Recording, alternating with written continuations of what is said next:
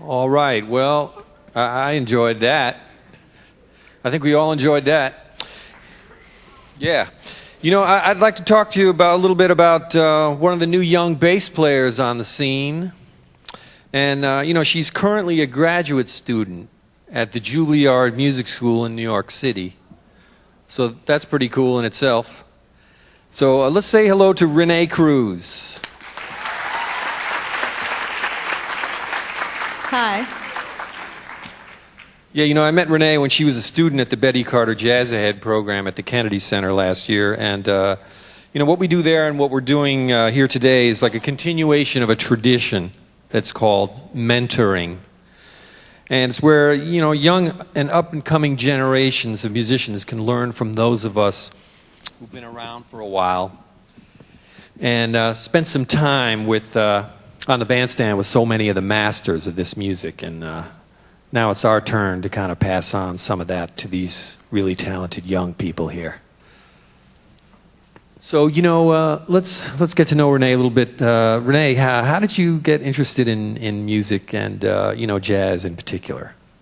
Well, Chip, like most of these guys here on the bandstand, I come from a musical family, and so I was introduced basically since birth, just having music all around the house, all kinds of music, jazz music, R&B, classical, all different types.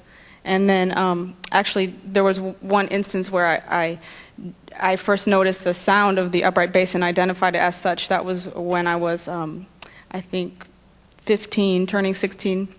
And I was listening to the record Kind of Blue, Miles Davis. I'd heard the record lots of times, but I just didn't know what that warm, beautiful sound was exactly. And then it dawned on me that it was the upright bass, of course, and I was very fascinated by it.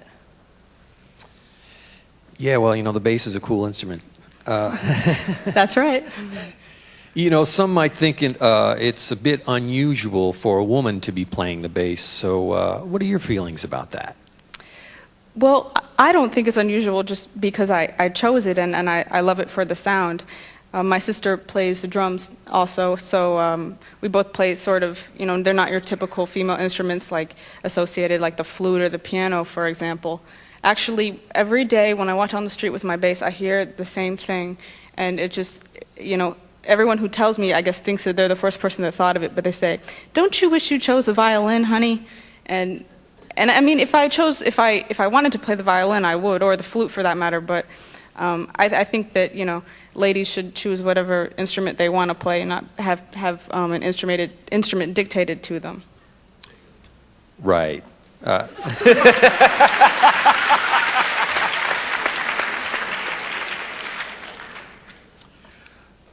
Well, these are modern times.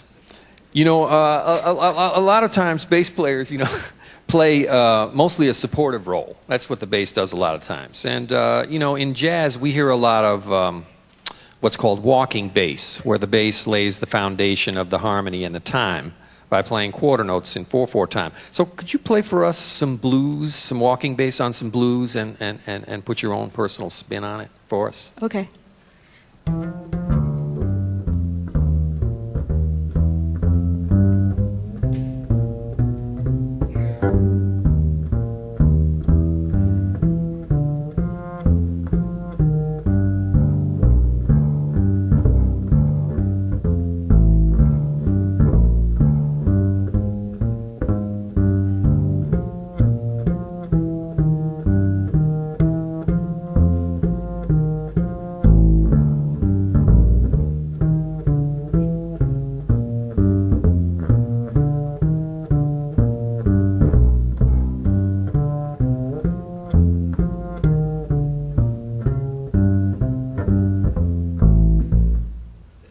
Yeah.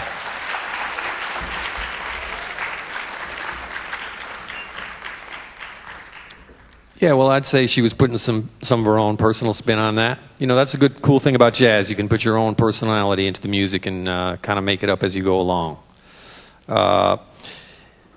You know, nowadays in contemporary music, bass players aren't relegated to just playing only a supportive role. So, you know, the bass can play the melodies as well. We can have a lot of fun with that. So can you play a piece for us where you play the melody of the piece? Okay, I'd like to play a piece entitled Bohemia After Dark. It's by a bassist named Oscar Pettiford, so you could take note of that name. He's a giant of the bass. And Dr. Taylor performed extensively with Oscar Pettiford. And this piece actually was written around the late 40s, early 50s, and that just gives you an idea of the kind of foresight that Oscar Pettiford had in using the bass as a melodic instrument.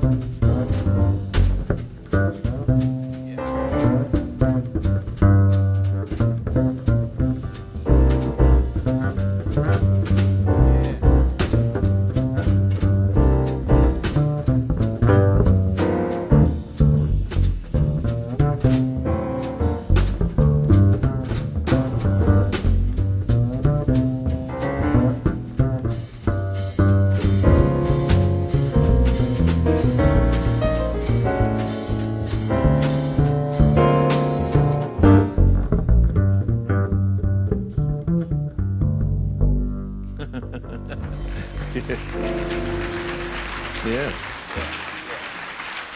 Beautiful. Yeah. Yeah. Well, Oscar would be proud. That's good. One of the things about Pettiford was that he really had something that was very personal at a time when the bass was emerging as a solo instrument. Amplification, a lot of things were happening, so he had a tremendous amount of strength, so he played even without the amplifier, but when he got the amplifier, he really did some special things with it. And go ahead. Well, Billy has written a tune wrote a tune for Oscar Pettiford because you got to play a lot with Oscar Pettiford, right? Yeah. And there's this wonderful tune that you've written that's quite a challenge for Renee. It's a fairly complicated line, and it gives her a lot to work with because she plays not only the melody at the beginning, but then a supportive role behind the piano solo along with the drums, and then she takes her own solo in a melodic style, and then plays a cadenza, which is where she gets to stretch way out all by herself and do her thing. So let's hear Renee play Billy's tune called "One for the Woofer." Okay, Renee? Getting applause already. One, two, one, two.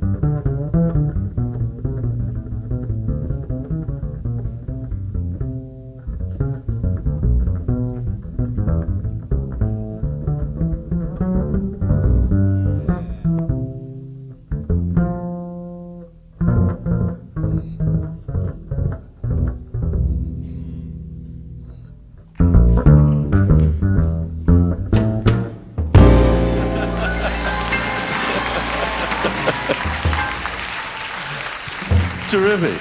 All right. Yeah.